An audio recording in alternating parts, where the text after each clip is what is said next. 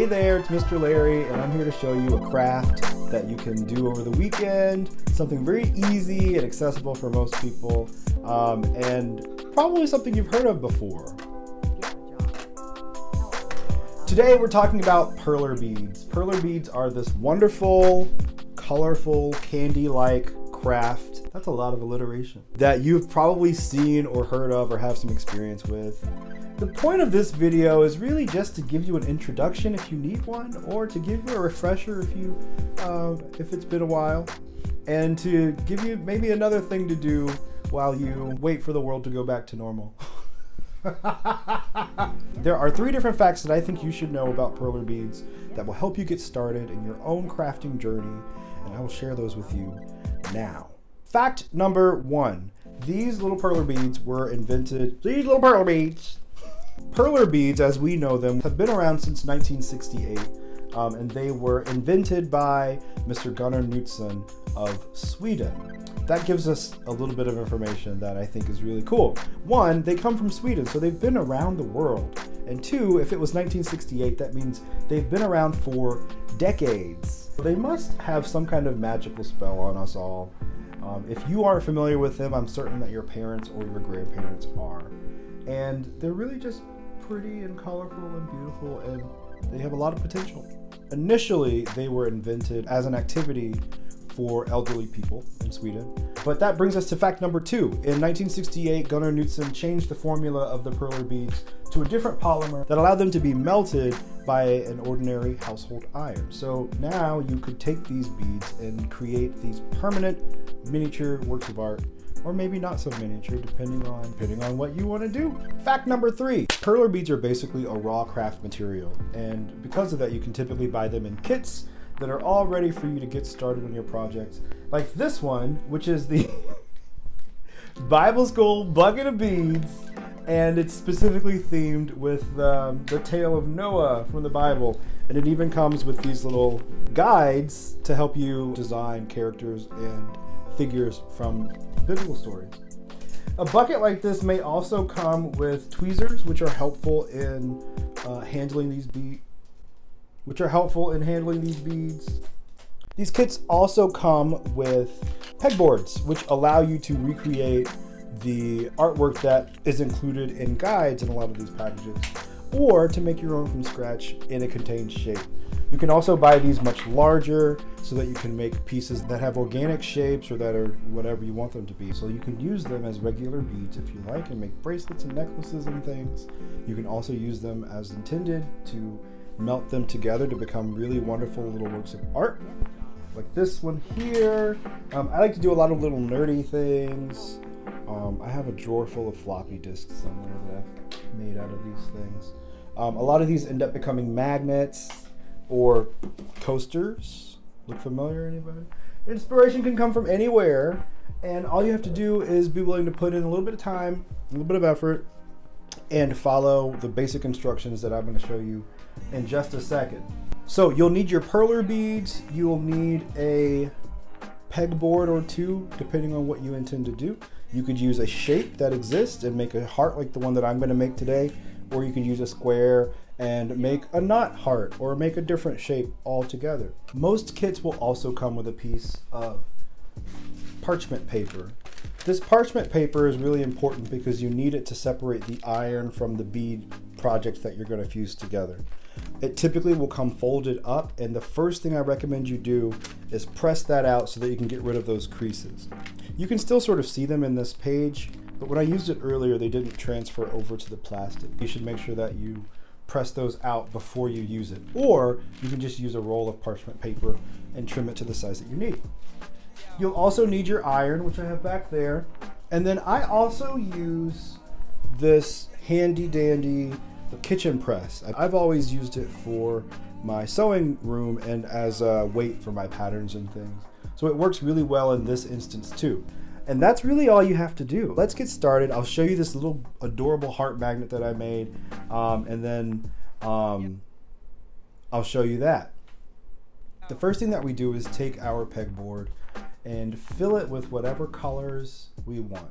I've decided to make a rainbow pattern in the middle because I'm feeling this Lisa Frank My Little Pony fantasy circa 1984. Once I've got all the beads in place, I want to make sure that I'm very careful about moving the pegboard around. Keep it in a nice flat space if you can as you prepare to iron. I'm using an ironing mat that I can move to any surface I need, which is helpful because I don't always have a free table for things like this. And then I'm using my iron, which is on a medium setting, or in this case, silk wool setting. The cotton tends to be a bit too high, but your iron model may have different settings, so I would aim for a medium setting if possible. Once your work is prepared for ironing, you'll simply place the parchment paper on top of the beads and make sure to do so gently so that you don't shake them out of place. Then, using your medium heated iron, in small circles, press the iron on top of the parchment paper and watch as the beads begin to expand in size and touch each other.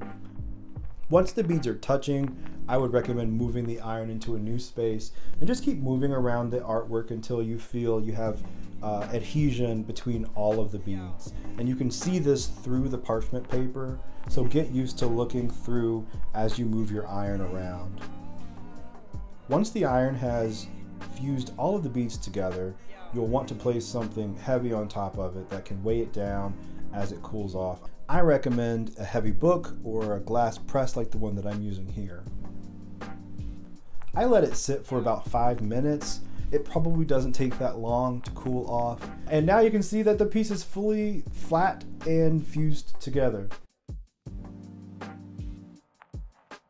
You could leave it this way, but the recommendation for most crafters is that you fuse both sides if you want to maintain rigidity and make sure that the piece doesn't snap into smaller parts. So we can repeat the same steps on the opposite side, this time without the pegboard.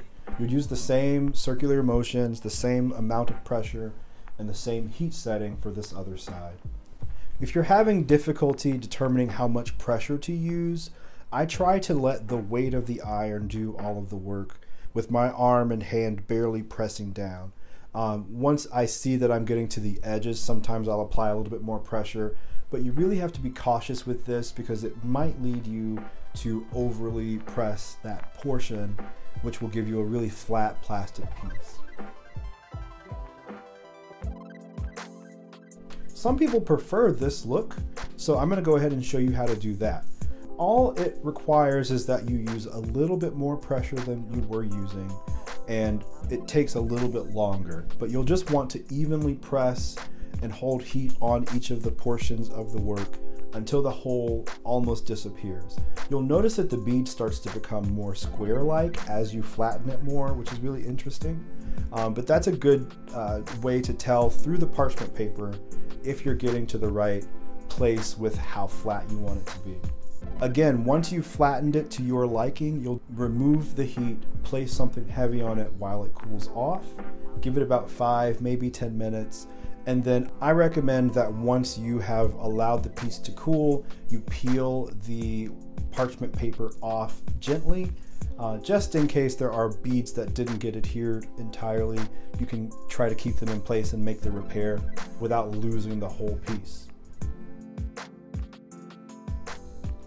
So for this project, I wanted to create a magnet. So I found some magnet tape, a hot glue gun, a pair of scissors, and all I intend to do is to snip this magnet tape to size, glue it to the back of the new magnet, and then it's done. Unfortunately, my magnet tape is really curved and doesn't quite adhere to this plastic.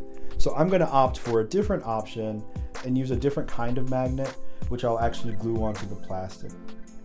I'm using a low temperature hot glue gun. If you don't want to use additional heat in this project, you can use an adhesive. I'm not certain how something like super glue would react with this plastic, so I would recommend consulting the packaging before using something like that. But a lot of crafters will use glues like E6000, which does seem to be safe for this kind of project. And there you have it. That's the whole thing. This is just one little tiny heart project, but you could make a lot of little tiny hearts and send them to your friends and let them know that you love them and that you're thinking about them. A lot of people turn this into a business on Etsy, so that could be an avenue for you if you really enjoy this sort of thing. The possibilities really are endless, and as long as you're thinking about new ways to be creative and expressive, you could do anything. I hope you all had a good time today. This is just the beginning of this project, so you can take it much further than this. There are many other tutorials online that you can follow, tutorials that come with the product themselves. There's a lot that you can do with these. If you have questions about anything I've talked about today, or if you have recommendations on things I should discuss in the future, you can leave those in the comments below, or you can simply send me a message and let me know what's on your mind. Have a wonderful weekend. Do something different, make something new, and make some mistakes, and have fun doing it. I'll see you next week.